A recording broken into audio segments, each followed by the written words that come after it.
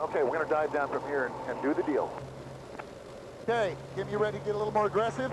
Ready. Okay. Now look out and watch the wing. Okay, look and watch that wing. Oh! Oh my God! Because it's hardcore, plus 10 Gs, minus 5 Gs, pushing, tumble, nose over tail, very aggressive flying. And for Greg Poe, that's better than being grounded. I live the life that many, many people wish they could live, and I'm one of the very fortunate ones who get to do that. Greg Poe lives his dreams, and for an aerobatic pilot, that means rolls, hammerhead stalls, Newton's Folly, and pulling 7.5 Gs on a daily basis. It is the escape from the world that all of us live in, this two-dimensional world that we live in, and for me it adds another dimension, and I can express myself in this very high-tech airplane. And so there's that freedom. But being an airshow pilot is about more than fancy flying for Poe. It's about the youth program he started and the message he takes with him to different airshow stops. Elevate Your Life is a program that I started after losing my son to drug abuse. And it came about, I think, as out of a need that I think exists to try and help young people understand the potential that they all have. Hey, Mikey, she likes it. And if you were wondering how I did my first time up in the air, upside down. Kim, you're awesome. I am having so much fun. I'm not going back to news. 7.5 Gs later, I've got a newfound respect for Poe's dreams. Most people look skyward when you talk about dreams, and we get to live skyward.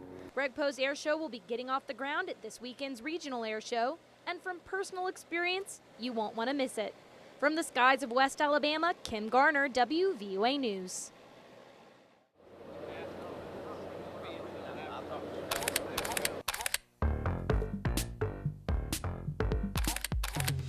Welcome you to the South End Zone. It went smooth, went 16 months.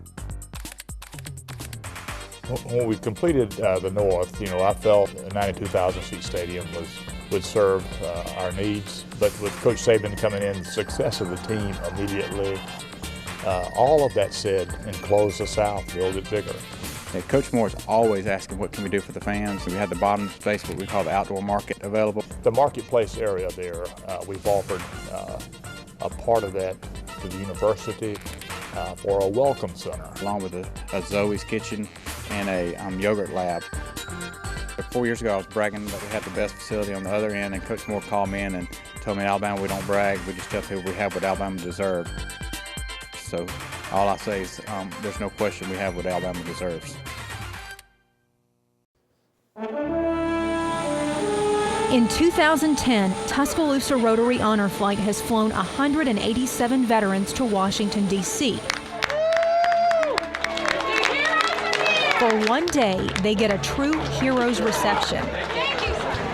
Along with the veterans are guardians, sons, daughters, grandchildren, and volunteers there to care for the veterans.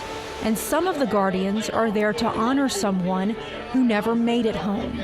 Guardians like Bura Hollingsworth. Remember, just like it was yesterday, our oldest brother, A.J. Hollingsworth, came home on furlough. He was in his full dress. This was his last trip home before he was shipped overseas and finally killed.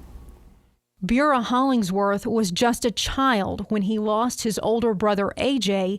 in World War II, but the memories are still clear. The first time I ever saw my dad cry, and he said he's gone. But each time that the telegram was read, said something to the effect that we regret to inform you that PFC A.J. Hollingsworth, ASN 34946301, was killed in action while fighting for his country in Philipsburg, France on January the 4th, 1945. And the only thing else it said was he was killed by machine gun fire. Yeah, 27th. The family had only a few mementos of 19-year-old Private A.J. Hollingsworth. He was buried in France, and like countless families, the Hollingsworths never learned the details of their soldier's death. That is, until 55 years later, when the next generation of Hollingsworths made a discovery with the help of the internet. They got several hits immediately and learned of a book that was published 2 years after the war in 1947 called Snow Ridges and Pillboxes. One hit that they got said that there is an account of your brother's death in the book, but I must warn you that it might prove to be rather disturbing. Tucked away in the pages of an out-of-print book was A.J. Hollingsworth's name and black and white details of his death. Hollingsworth, the BAR man, was riddled from head to foot by tracer machine gun bullets.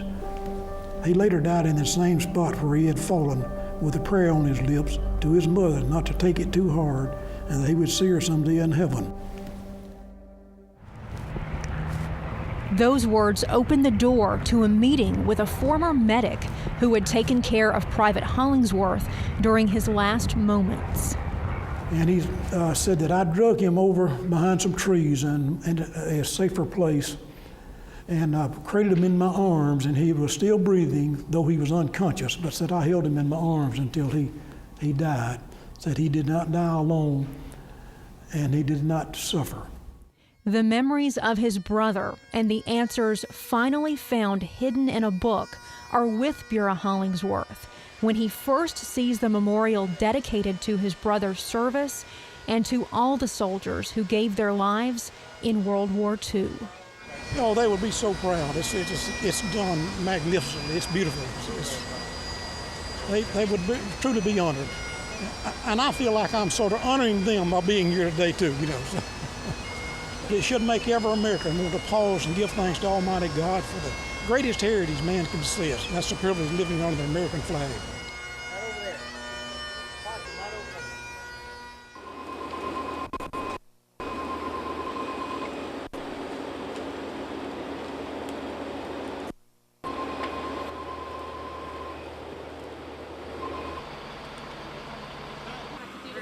You've been with the church so long.